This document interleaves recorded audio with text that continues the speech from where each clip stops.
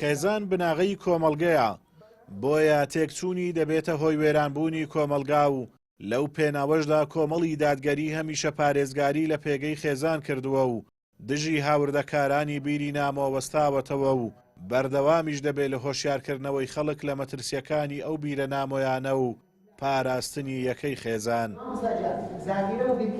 هەر بۆ ئەم مەبەستەش ئەنجومەنی سۆرانی خوشکانی کۆمەڵی دادگەری ئێوارە کۆڕێکی بۆ دکتۆر ئەحمەد جەمال کاندیدی ژمارە 7 لە لیستی 147 کۆمەڵی دادگەری لە بازنەی هەولێر ساز کرد. بربژێرەکانی کۆمەڵی دادگەری بە پەلەقاژەی خۆی یا بە خۆبردنە پێشی خۆیان یا بە داواکردنی شخصی نەبووە لە هیچێک لەو بربژێرانە، بەڵکو بە ئەمانەت پێسپاردن بووە بەوەی کە لە شوێنی ئەو ئەمانەتە بن پارێزگاری لە شوناسی خێزان لە بەها باڵاکان بن و بە تاکید بەشێک لەو بربژێرانە سەیری پێشینە و سابقەیەک دەکەی کە جێدەستیان دیار بووە لە پەروەردە لە بانخوازی لە سڵح و ئاشتەوایی لە کاری خۆبەخشی و خێرخوازی خۆمە هەموو کات دەڵێن پەرلەمان عسای حەزرەتی موسای لێ نییە بەدەستی کەسێک و معجزە ئاسا شتێک کە ئەگەر پێشتر لە ناو کۆمەڵ و لە ناو جەماوەر و لە پێگە کۆمەڵایەتەکان جێدەستی دیار بووبی بەڕاستی ئەوێ ئیش بە کەسێک دەستپێردرێ یا ئیش بە کەسێک بەرەو پێش دەڕوات کە ڕۆڵی هەبوو جێدەستی هەبوو بیت. ڕووپاک ئەحمەد کاندیدی ژمارە 4 لە لیستی 147 کۆمەڵی دادگەری لە بازنەی هەولێر دەڵێت چۆن لە ڕابردوو دژی کۆمەڵێک پرۆژە یاستا وەستاینەوە و نەمان هێش دەربستن و ڕامان گرتن لە داهاتوش بە پشتیوانی خوا و پاشان دەنگدەرانی کوردستان دەبینەوە پارێزەری خێزان و ناهێڵین پرۆژە یاسایەک دەربچێت کۆمەلگاکەمان بەرەو دواوە بباتەوە.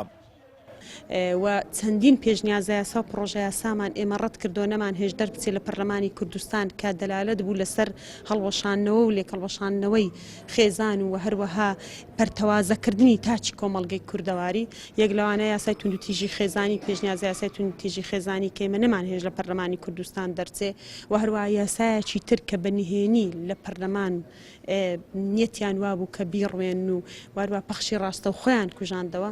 یاسای لەباربردنی منداڵ کە ئافرەت بتوانێت بە بێ پرسی پیاوەکەی بێ ئەوەی پیاوەکەی هیچ بزانێت بچێ منداڵ لەبار ببامە پێچەوانی شەرع و قانونە نەمان هێشت ئەو یاسایە دەربچێ. خۆشن بە خۆشحاڵە زانیوە دەنجیشمان هەر بۆ ئەوانە و چونچی جێی سیقەنە و جێی متمانەنە و خەڵکیش بەعام ینی بە چاکە و باشە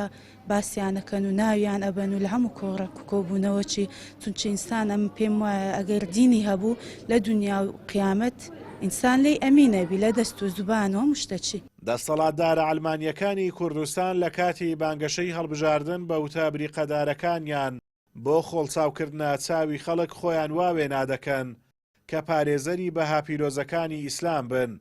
بەڵام لە ڕاستیدا بەرهەمی حکومڕانیان لێوان لێو بووە لە پەرەپێدانی بیرەنامۆکانی هاوشێوەی فێمێنیزم و جێندەر و هاوڕەگەزبازی و گرنجیدان بە کەسانی دوور لە بەها باڵاکانی کۆمەلگا و هاوردەکردنیان لە دەرەوە بۆ بەلاڕێدابردنی گەنجان کە بناغەی دامەزراندنی خێزانن لە داهاتوودا. ئازاد و مەراوەی کەناڵی ئاسمانی پەیام، سۆران.